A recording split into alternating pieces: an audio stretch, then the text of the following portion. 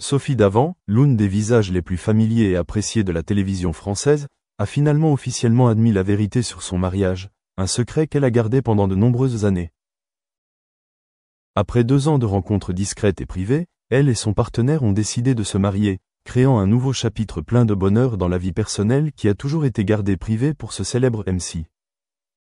La nouvelle du mariage de Sophie a ravi les fans et les médias, mais a également créé une agréable surprise car elle n'avait pas révélé grand-chose auparavant sur sa vie amoureuse. Sophie Davant a toujours été reconnue pour son professionnalisme et son dévouement au travail, notamment dans son rôle de premier plan en tant que présentatrice de télévision.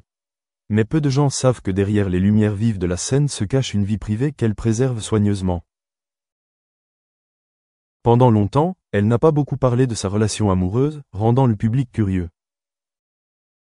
Sa décision de rendre public son mariage après 2 ans de relations secrètes a non seulement contribué à dissiper les spéculations, mais a également mis en évidence l'image d'une femme à la fois forte et discrète dans la gestion de sa vie personnelle.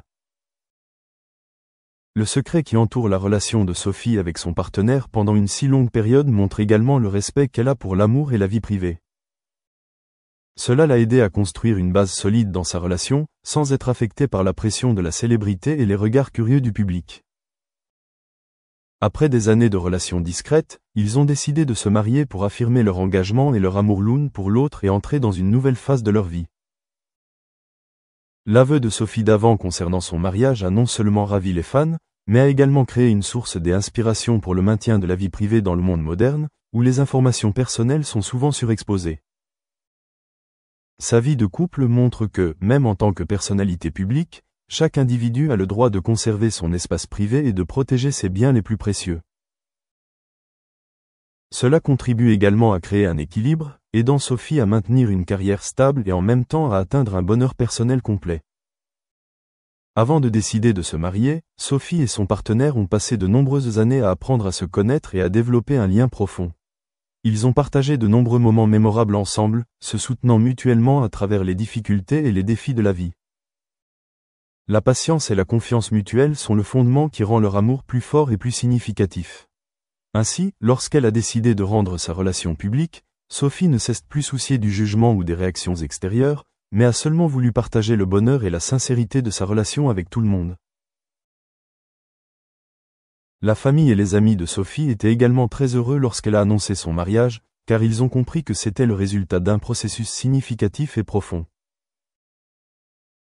Ses proches ont toujours souhaité à Sophie paix et bonheur dans sa vie privée, et maintenant elle l'a officiellement confirmé. Cela aide également les gens à avoir une vision plus claire d'une personne à la fois talentueuse et émotionnelle, qui sait apprécier et protéger les valeurs les plus importantes de sa vie. Depuis qu'elle a rendu public son mariage, Sophie Davant est devenue plus à l'aise pour partager sa vie privée avec le public, tout en conservant le tact et la confidentialité nécessaires. Elle a exprimé son bonheur et sa satisfaction d'être avec la personne qu'elle aime, sans oublier de continuer à se consacrer à son travail. L'image d'une femme forte, indépendante et heureuse en amour se renforce chaque jour. L'aveu de mariage de Sophie a non seulement été un tournant majeur dans sa vie, mais a également apporté joie et chaleur à ceux qui l'aimaient. Cela confirme que, malgré les défis et les pressions de la vie, le véritable amour et la patience peuvent toujours apporter le vrai bonheur. C'est le message fort que Sophie Davant souhaite transmettre à travers son récit. Avec son histoire d'amour secret mais durable, Sophie Davant montre que l'honnêteté et l'intimité aident non seulement à préserver une relation, mais aussi à ajouter de la valeur et du sens à la vie. Les mariages et les fiançailles publiques témoignent d'un long voyage d'amour, de confiance et d'engagement durable. Les fans et le public se souviennent désormais de Sophie non seulement comme une MC talentueuse, mais aussi comme une femme qui sait aimer et chérir son bonheur. La vie amoureuse de Sophie Davant est un parfait exemple de la combinaison d'une carrière réussie avec une vie personnelle épanouissante. Elle a prouvé que préserver sa vie privée ne signifie pas se cacher mais savoir protéger les choses les plus précieuses, pour que l'amour et la vie deviennent plus durables. Finalement, Sophie a osé admettre, a osé partager et a osé être fidèle à elle-même, créant une image inspirante pour tous ceux qui l'aimaient. Sophie Davant n'est pas seulement une icône sur l'écran de télévision, mais aussi un témoignage vivant du pouvoir de l'amour et de la persévérance dans la vie personnelle. Après avoir officiellement admis son mariage après 2 ans de relations secrètes, Elle a vécu un tournant significatif, marquant un changement fort dans la façon dont elle équilibre sa carrière et sa vie privée. Cela rend non seulement les fans heureux, mais leur fait également admirer davantage une personne capable de garder des secrets avec délicatesse, et en même temps d'oser s'ouvrir au public au bon moment pour partager le vrai bonheur. Sophie et son partenaire ont construit une relation durable basée sur la confiance et la compréhension mutuelle. Garder une relation secrète pendant si longtemps n'est pas facile, surtout pour quelqu'un d'aussi célèbre que Sophie, mais cette persévérance les a aidés à avoir leur propre espace pour développer leurs sentiments naturellement. Запросам пользователей в университетах, студентов и так далее. То есть, но опять же, поскольку эти компетенции приходят из бизнеса, то есть как, например, университеты внедряют это в сферу предоставления именно самого образовательного процесса, да, то есть потому что там требуется, скажем так, такое переключение вот, такой корпоративной методологии в предоставлении именно образовательного процесса, скажем так. Вот если я понятно объясняюсь, я очень запутанно объяснил, но, скажем так, как вот это вот влияние ведущих инноваций методологий переключается, скажем так, на предоставление образования в университетах. Мне кажется, вот так лучше всего сформировать вопрос. То есть как вы, например, к этому относитесь? Как это вы успешно внедряете на данный момент?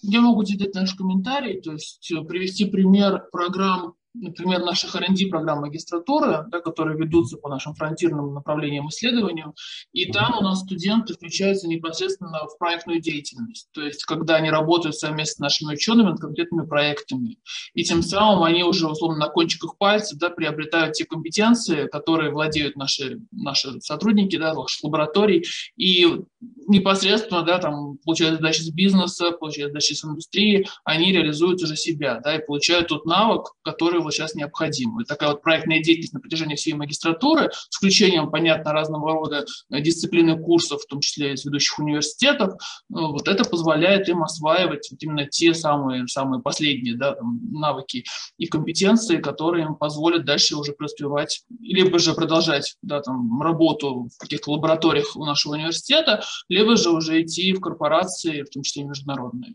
Ну, таким образом.